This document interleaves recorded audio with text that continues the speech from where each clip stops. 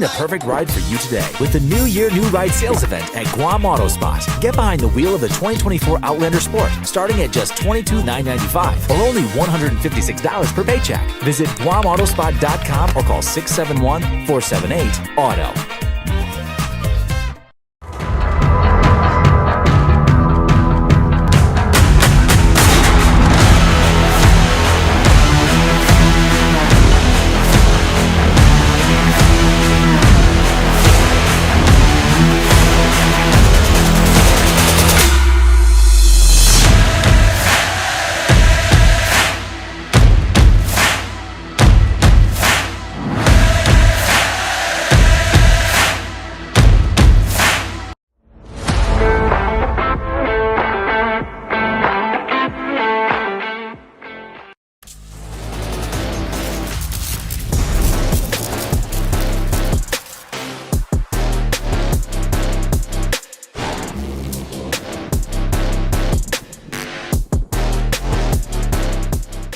Buy fuel, get Wendy's. Drive to your nearest 76 Circle K and get free Wendy's. Yes, free. Fuel up with $30 and score your choice of a 6-piece crispy chicken nuggets or a juicy junior cheeseburger deluxe. Fresh, hot, and packed with flavor. But hurry, quantities are limited and this delicious deal won't last long. So hit the road to 76 Circle K, fuel up, and get Wendy's free before it's gone.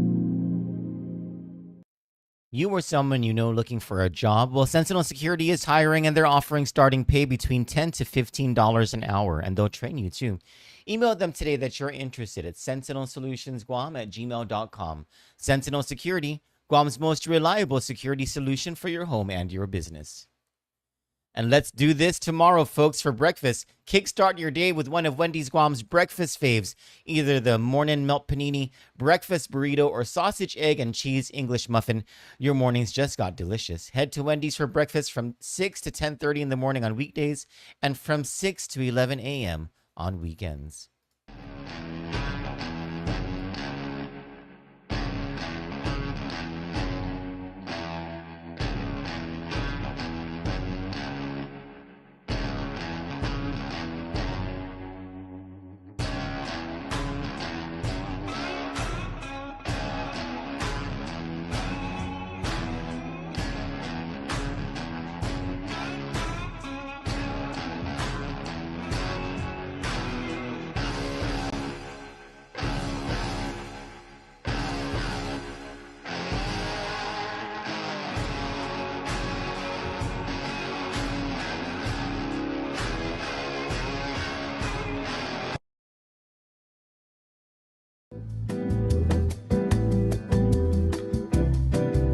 Kandit News is brought to you by 76 Circle K.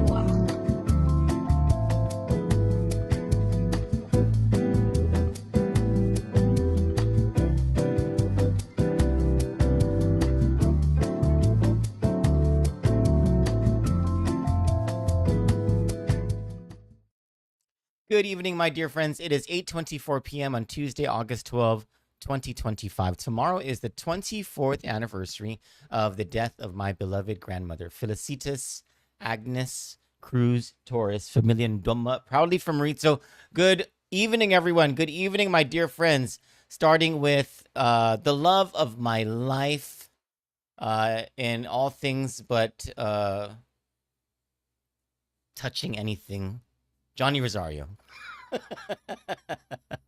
I love you, Chelu. I love you so much.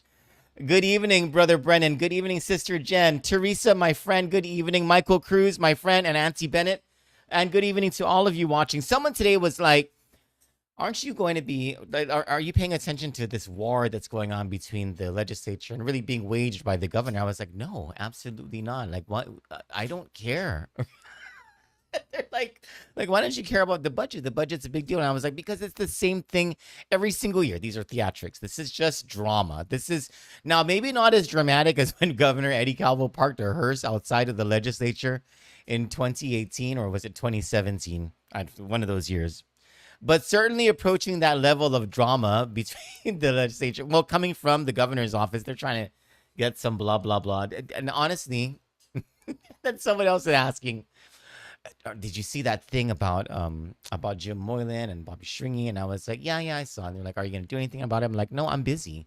They're like, what are you busy doing? I'm like, I am working on the Tenorio corruption case. Listen, everyone, this is the largest political corruption case in the history of this island. Kandit News is dedicated almost completely to the coverage of corruption in Guam and the CNMI. There is not enough of us. There is not enough of the reporters in any of the newsrooms. We've got to prioritize the news as it comes with the amount of resources that we have. And I am grateful that the other newsrooms have, for by and large, prioritized the Tenorio corruption case. This is for sure our number one priority, and we are not going to be taken off. We are not going to lose focus on the need to provide coverage into the Tenorio corruption case. If we're able to cover other things, we'll cover other things. If you want the latest updates on the traffic situation coming from GFD or GPD, or for that matter, situations that arise in Saipan, Tini, and Aroda, you can subscribe to our WhatsApp channel, and I send things like that. They don't take much time. I just send stuff into that chat room, and people are updated right away there.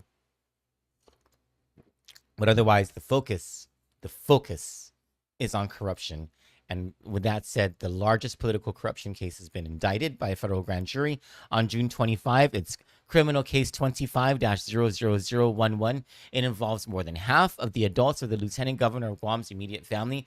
There are rising suspicions of the involvement of the Lieutenant Governor himself, and we are going to dog this case all the way, and anything else that comes out from it all the way. And let's start tonight with the short discussion on, because it's not like these are major things that are happening in the Tenorio corruption case. The trial has been set for now on December 1 this year. But there's all this stuff that needs to happen in between. Those major things that happen in between haven't really happened yet. At least they haven't been publicly let out as having happened yet. In the federal court system, just like in the local court system, you can file things that are publicly available, and then you can file things that are under seal, meaning the public is not allowed to see any part of that. And so what we're seeing now, at least from the public records, is not much in the way of movement pre-trial, except for other things that are expending the court's resources. Number one, so defendant Tina Sanchez, and we reported on this a couple of weeks ago, she allegedly tested hot for methamphetamine. And so the probation office filed a petition for the court to dispense with Miss Sanchez's, or to do something about Miss Sanchez's release conditions. So most of the time, if you are charged with a federal crime, you are brought before, you are apprehended, you are, if it's not a Wednesday, or it's not grand jury day, or if they're not going to file a complaint, you get released, then you are indicted, then you are arrested, and then you are you're arrested and detained, brought before the federal court, very timely. And then the federal court normally releases you, and then you have release conditions. That's precisely what happened with the 7 defendants in the Tenorio corruption case. They were released with conditions. Tina Sanchez had a condition that she was not supposed to use drugs. I believe Charissa Tenorio also has the same condition, pretrial release condition. And both of them had to test. So when Tina Sanchez went to get her sweat patch tested, according to this petition, it tested positive for methamphetamine. And so there was a hearing on August 7 before the judge. We call the judge the court, before the court, where the court ordered that further assessments be made and that Ms. Sanchez continue to be tested regularly through that sweat patch. And then they're going to come back. I think it's September 7, if I'm not mistaken, or September 24. It's one of those dates. It's in the story that we did. One of those dates. The court is going to come back into a status hearing to determine what to do about her pretrial release. Should she continue to be released into the public with conditions, or should she be detained until the trial? And that's an important thing. This is someone's freedom that we're talking about, but it's also the integrity of the case that we're talking about. The other thing that happened, and it was filed in the federal court archive system today, is a request by co-defendant Winnie Jo Santos, who is the sister of Tina Sanchez. And Tina Sanchez, by the way, is the mother of Frankie Rosalind. Frankie Rosalind is the boyfriend of Charissa Tenorio. Charissa Tenorio is the sister of Lieutenant Governor Josh Tenorio. So Winnie Santos, her attorney Joe Rosano filed a motion in federal court to allow his client, Winnie Santos, to travel to Killeen, Texas, and to Fort Sill, I think it is. Anyway, it's in Oklahoma, to attend the military basic training graduation of her son, and also family night at the U.S. Army Training Center. And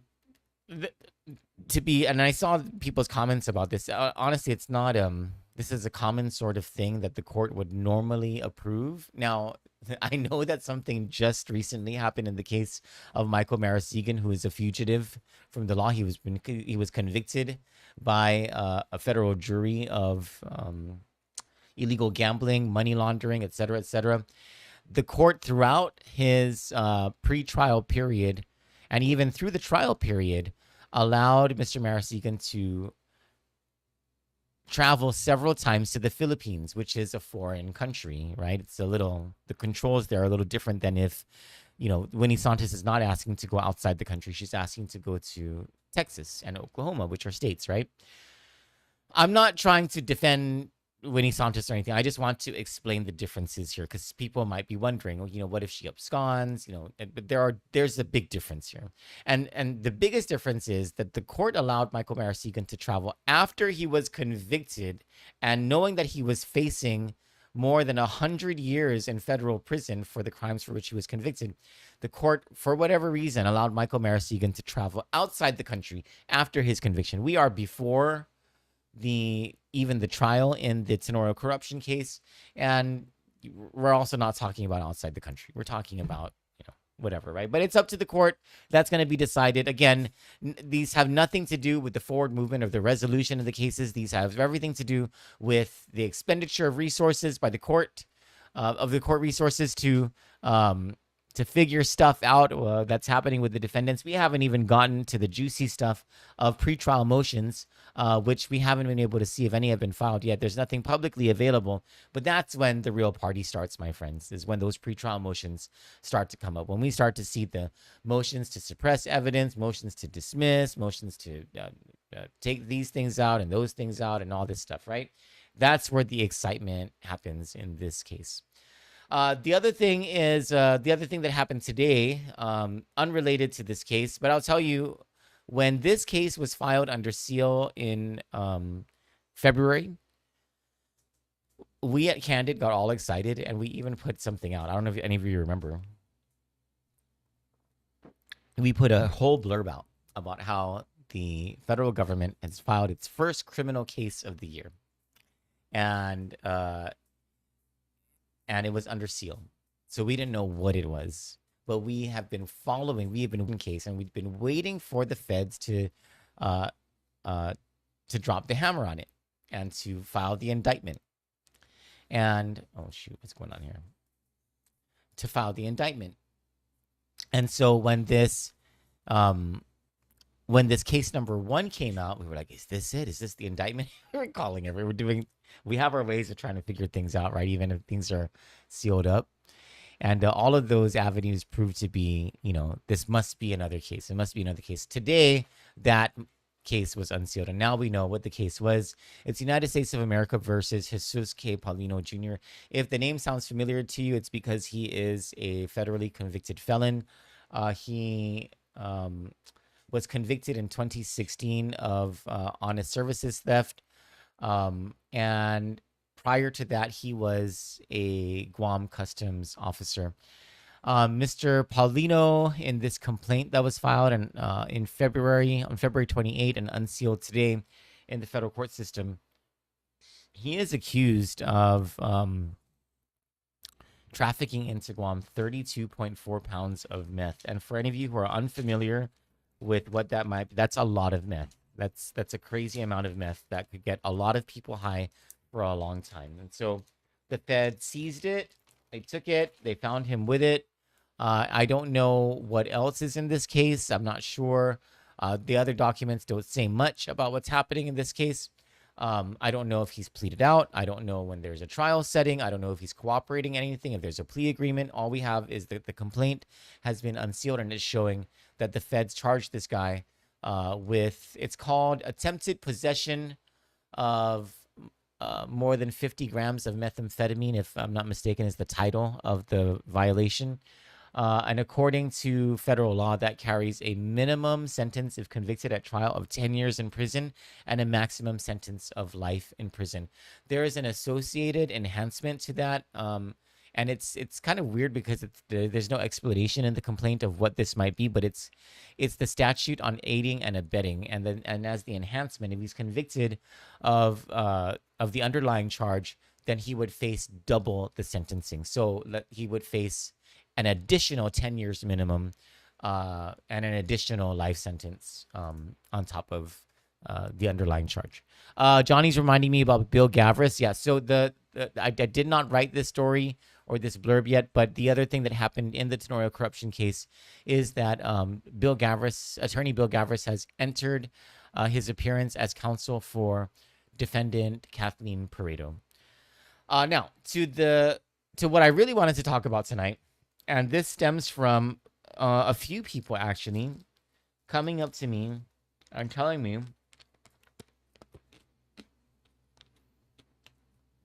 worried, asking if it's possible that they're going to be indicted for PUA fraud because they're people who got the overpayment notice. And one of them even is has on a payment plan. It's been paying it back.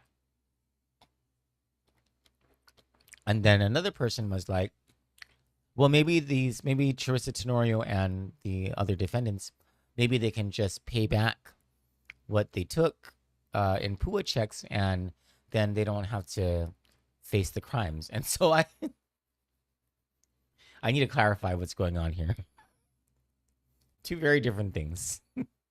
What Charissa Tenorio and gang are being accused of is far different, far worse than a simple overpayment of PUA. There is... And maybe what you need to do is understand what they're accused of doing. So when you get a letter or something, the Department of Labor or whoever says to you, hey, we found these irregularities or whatever, miscalculation. We have overpaid you in PUA, or you have to pay back the entire amount. You were not entitled to this. We don't have records or documents showing whatever. That's a standard sort of thing. As a matter of fact, according to Guam Department of Labor, Guam's rate of having those types of, and they're called errors, is far lower than it is throughout the rest of the United States. So just have comfort in knowing that there are a whole heck of a lot of people throughout the country who have to pay back PUA because of whatever. And by the way, you can request for a waiver too. And they've waived like $5 million or something worth of overpayments. You're not a criminal because you were overpaid, because you took an overpayment of PUA. You were not a criminal because, you don't have the proper whatever. It's not like you conspired with a group of people to actively defraud the federal government with lies and deceit and an entire scheme. These are the allegations against Charissa Tenorio and gang. Let me just read you these certain parts of the indictment, and so that if you're worried about it, you can rest assured that the feds, they don't care about your overpayment or your... Let's see. Let me read some of this.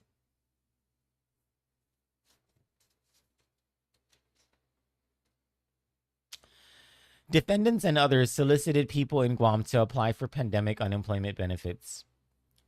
Defendants and others falsely represented to these prospective beneficiaries that they qualified for pandemic unemployment benefits. Defendants Tenorio, Sanchez, and Santos, that's Charissa Tenorio, Tina Sanchez, Winnie Santos, provided applications for individuals to complete and helped individuals complete and submit the applications. In most cases, the individuals wrote in their name, signed the application, and left the rest blank for someone else to complete on their behalf. Defendants and others provided some prospective applicants, including Comfort Cuts employees, with letters from Comfort Cuts bearing Frankie Rosalind's signature, falsely claiming that the individual had been laid off or furloughed from employment at Comfort Cuts. In fact, Comfort Cuts continued operating during the COVID-19 pandemic. Comfort Cuts continued to perform and receive payment for work on several Guam government contracts, including for work performed at Guam Department of Labor, as well as for work at private homes and businesses. On at least one occasion, Kathleen Pareto signed off acknowledging that Comfort Cuts had performed contractual work at GDOL during the time that Comfort Cuts employees were receiving fraudulent pandemic unemployment benefits. For non-Comfort Cuts related applications, members of the conspiracy completed self-attestation forms on behalf of the applicants that made various false claims about the applicant's work history and employment status in order to make it appear the applicant was eligible for pandemic unemployment benefits. For Hot Dog Co. related applications, it was Matthew Tapasnia who provided to his employees and to individuals who had never worked for Hot Dog Co., falsely claiming that the individuals had been employed at Hot Dog Co., but were laid off or furloughed due to COVID-19 pandemic. Tapasnia applied for pandemic unemployment benefits on his own behalf and falsely claimed that Hot Dog Co. never operated. In fact, Hot Dog Co. continued to operate through at least the summer of 2020, and some of the individuals whose applications stated they were employed at Hot Dog Co. had never worked there at all. At least one applicant who worked at Hot Dog Co. left Guam to attend college, but continued to receive pandemic unemployment benefits. For many applicants, defendants and others created higher Guam accounts, submitted applications, and uploaded supporting documents on the applicant's behalf and without the applicant's full knowledge. If this didn't sound like you several sentences ago, then stop worrying. Marlene Pinola and Kathleen Pareto consulted with Charissa Tenorio directly, used their access to and knowledge of the higher Guam computer system to check on the fraudulent applications, and in many cases approved the fraudulent applications for payment. After the fraudulent applications were approved, the applicants began receiving benefits either through direct deposit to a specified bank account or through checks received by U.S. mail. This is where it gets wild. And I'm just going to go out on a limb here and say this is the portion that even if things prior, like the things I just said, even if you check marked all of those boxes and you were like, yeah, I did that. Yeah, I did that. And you might have a little bit to worry about. But I'm going to go out on a limb here and say the following sections will not apply to you whatsoever. Okay, this is where it gets wild. These are the allegations by the feds. In many cases, Charissa Tenorio, Tina Sanchez, and Winnie Santos directed people who received benefits to turn over half or more of the initial payment in cash to Tenorio at the Comfort Cuts office. In many cases, Tenorio, Sanchez, or Santos accompanied these people who received benefits to a bank where the individual cashed the benefits check in order to make sure that a portion of the cash was turned over to Tenorio. In many cases, fraudulent benefit checks were signed over to Sanchez or Santos directly for deposit and or cashing. In at least one instance, fraudulent pandemic unemployment benefits were deposited directly into a bank account Tenorio controlled. Many Comfort Cuts employees who received pandemic unemployment benefits continued to perform work for Comfort Cuts, but Comfort Cuts stopped paying their regular wages and treated the pandemic unemployment benefits as if they were payment for their services. First of all, if you didn't do these things, you need to stop worrying. This is PUA fraud, allegedly. This is allegedly federal program theft. This is allegedly money laundering. This is allegedly wire fraud. This is allegedly, and the charge hasn't been made at least yet, labor abuses. So if all you have is a PUA overpayment, or you weren't entitled to PUA, but you got PUA and Department of Labor called you and they want you to pay it back, stop worrying. If you participated in this scheme, though, that's when you should worry. You might be what the federal government calls an unindicted co-conspirator or others in the conspiracy. Secondly, according to two of the witnesses in the case who we talked to, whom we named back in March as Pat and Tyler, the people who were the beneficiaries of these PUA checks, the ones who were told that they qualified but really weren't qualified, the ones who, their applications were filled out allegedly by these three people in the conspiracy, they were mostly poor people, almost all poor people. Some of them were homeless, literally taken off the street, according to Pat and Tyler's testimony to us. And then this part here, and I don't know if you've ever met Comfort Cuts employees, but they're not rich people. These are the people who are cutting the grass. Many Comfort Cuts employees, according to this indictment, who received pandemic unemployment benefits continued to work for Comfort Cuts, but Comfort Cuts stopped paying their regular wages and treated the pandemic unemployment benefits as if they were payment for their services. I mean, wow. Just unbelievable stuff. And this, my friends, is why our blinders are on and our absolute focus is the Tenorio corruption case. And I don't care what Adaloop has to say about it. I don't care what their trolls try to do in order to get us off of this. All they want is for this to go away. And it ain't going anywhere because we're not going anywhere. For Kandit News, I'm Troy Torres. Good night. God bless you, and I love you all. We got that dynamite. We got that dynamite. Find the perfect ride for you today with the New Year New Ride sales event at Guam Auto Spot. Get behind the wheel of the 2024 Outlander Sport, starting at just $22,995 or only $156 per paycheck. Visit GuamAutospot.com or call 671-478-AUTO.